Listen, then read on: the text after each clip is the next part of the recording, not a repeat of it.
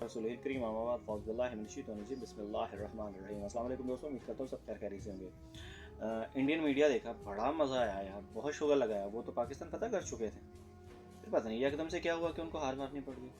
ये कौन से लोग आए थे जिनसे उनको हरा के चले गए? इंडियन मीडिया से सवाल तो ही बनता है यार, येलो जर्नलिज्म की भी आखिर कर दी है। येलो जर्नलिज्म की समझ तो आती है कि आप एक साइड ले रहे होते हैं, आप एक तरफ की तरफदारी कर रहे होते हैं, पर इतनी इतनी जाहिलियत। फिर उसके ऊपर हैरानगी की बात यह थी कि 140 करोड़ का वो मुल्क, वो सबके सब बेवकूफ़ इसी काबिल हैं।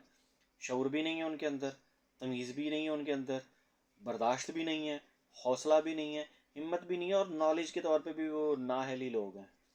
सेम हमारी गवर्नमेंट की तरह।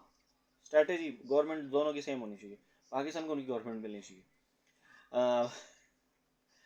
बट हैरानगी की बात थी कि वो लोग सच्चाई को देख ही नहीं पा रहे। यार कम से कम आप सोशल मीडिया छोड़ दो, इंटरनेशनल मीडिया फॉलो करो, वहाँ पे आपको जो चीज़ बताई जा रही है उसको फॉलो करो।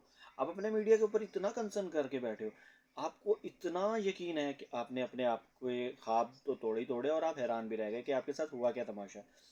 अगर ऐसा ही चलता रहा तो फिर इंडिया तो कभी तरक्की नहीं कर पाएगा। नेक्स्ट वीडियो तक मुझे दीजिए इजाज़त। अल्लाह हाफ़िज़।